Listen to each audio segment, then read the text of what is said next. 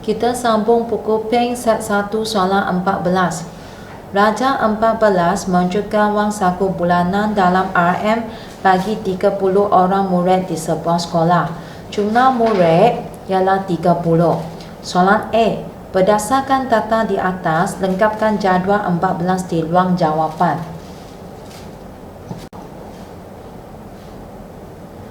50, 76,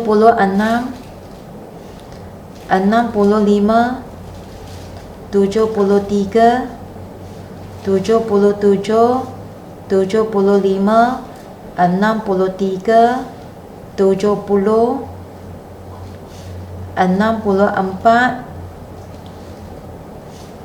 79,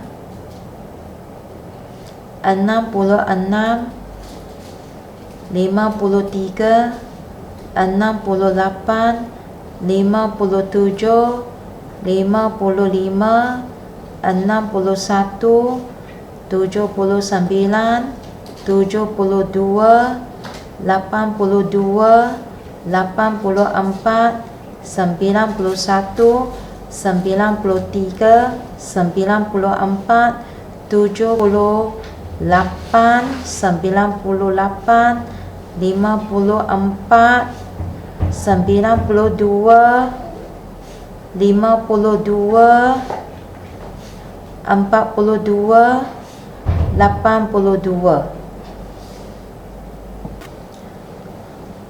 Kumpulan 41 hingga 50, kita ada 2, 51 hingga 60, 5, 61 hingga 70, 7, 71 hingga 80, 8, 81 hingga 90, 3, 91 hingga 100, 5.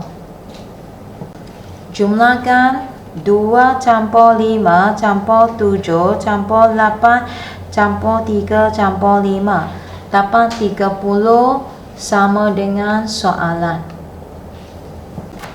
Titik tengah kita jumlah 41 dan 50, kemudian bahagi dengan 2, 45.5. 51 tambah 60 bagi 2 dapat 55.5. 61 campur 70 bagi 2 dapat 65.5. 71 campur 80 bahagi 2 dapat 75.5. 81 tambah 90 bagi 2 dapat 85.5. 91 campur 100 bahagi dengan 2 dapat 95.5.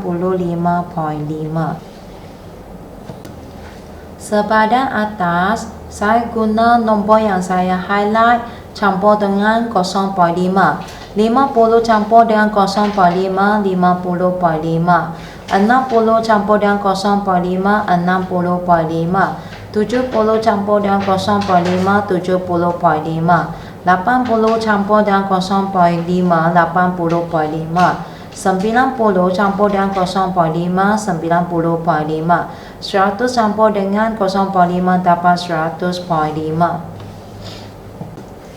Kekerapan longgokan kita mesti bermula dengan 0. Oleh itu kita perlu ada satu sepadan atas tambahan, iaitu sebelum 50.5, iaitu 40.5.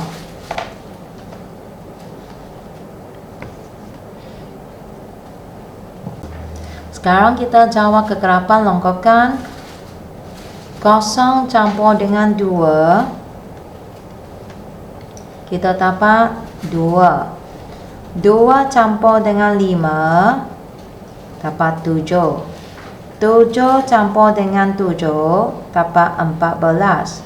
14 campur dengan 8, 22. 22 campur dengan 3, 25. 25 campur dengan 5, 30. 30 sama dengan soalan. Soalan B, nyatakan kelas mode. Kelas mode ialah kelas dengan kekerapan yang paling tinggi. Kekerapan yang paling tinggi di sini ialah 8. Kelasnya ialah 71 hingga 80. Dengan ini, jawapan ialah 71 hingga 80. Soalan C, berdasarkan jadual 14, hitung min anggaran bagi wang saku bulanan seorang murid. Min dikira dengan jumlahkan semua titik tengah darab dengan kekerapan, kemudian bahagi dengan jumlah kekerapan. Bracket 45.5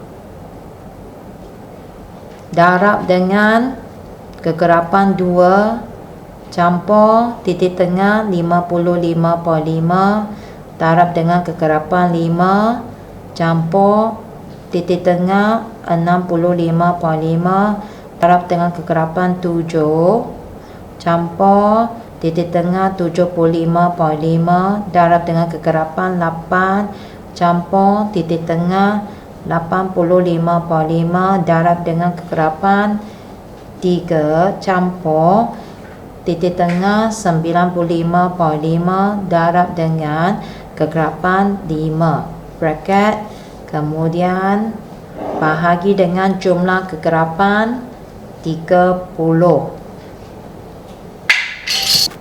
Jawapan ialah 72.17.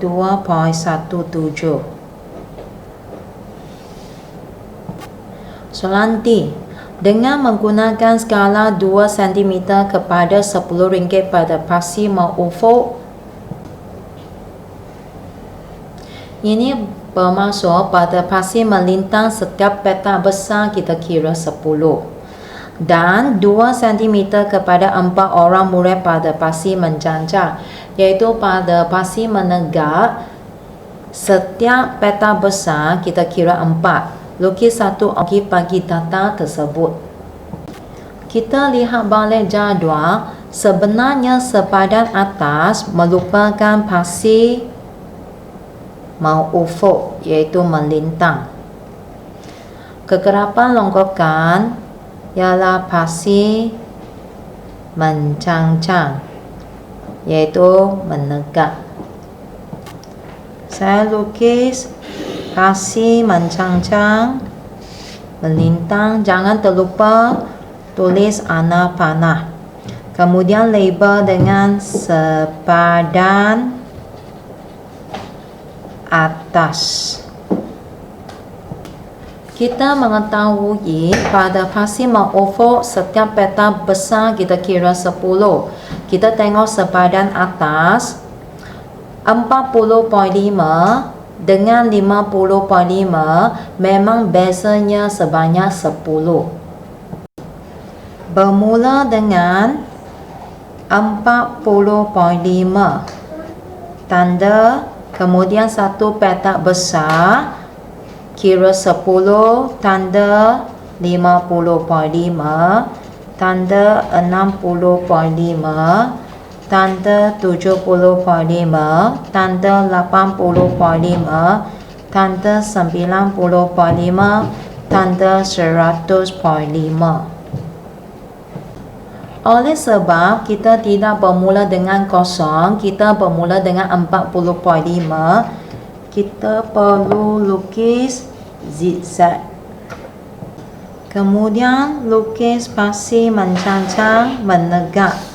Jangan terlupa tanda anak panah dan label kekerapan longgokan. Kita tahu setiap petak besar kita kira 4 pada paksi mencangcang menegak.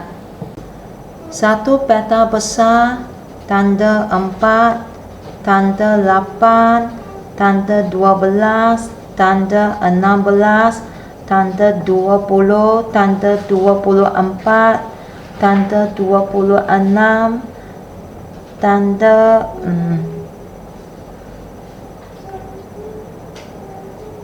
ini bukan 26, Saya silap. Sepatutnya 28 kemudian 32.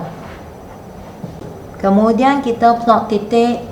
Titik yang pertama 40.50, titik kedua 50.52. Kita tahu antara 0 dengan 4 ialah 2. Kemudian 60.5 7. Kita tahu antara 4 dengan 8 ialah 6. Kerana setiap peta kecil kita kira 2 unit. Dengan ini antara 6 dan 8 merupakan 7. 70.5 14. Antara 12 dengan 16 ialah 14. 80.5 22. Antara 20 dengan 24 ialah 22. 9.5 25. Antara 24 dengan 28 ialah 26. Antara 24 dengan 26 ialah 25. Kemudian 100.5 ialah 30. Antara 28 dengan 32 ialah 30. Kemudian kita sambung setiap titik persilangan, bukan melalui kakinya, dengan pensel yang tumbul dan memegang pensel secara 45 darjah. Kemudian sambung sekaligus, tidak terputus-putus. Inilah graf yang terhasil. Soalan I. Murid yang mempunyai wang saku bulanan melebihi RM85. Melebihi RM85. Dinasihatkan untuk menyimpan sebahagiannya. Berdasarkan objek yang dilukis di 14D, tentukan bilangan murid dalam kumpulan sasaran tersebut. Melebihi RM85 bermaksud boleh bernilai RM85.5.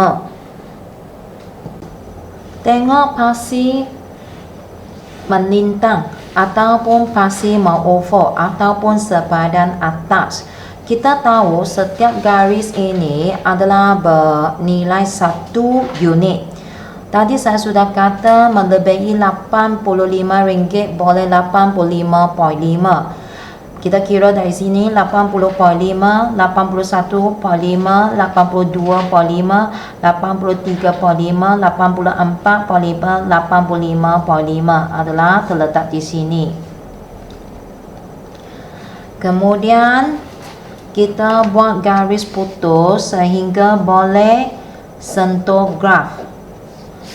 Kemudian ambil nilai yang sepadan.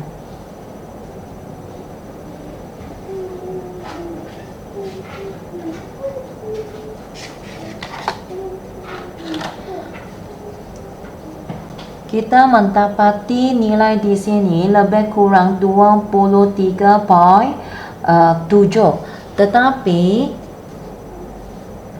Tetapi bilangan murid memang tak ada 23.7. Oleh itu kita ambil nilai bulat, iaitu 24. Kita ambil 24. Tetapi jawapan bukan 24.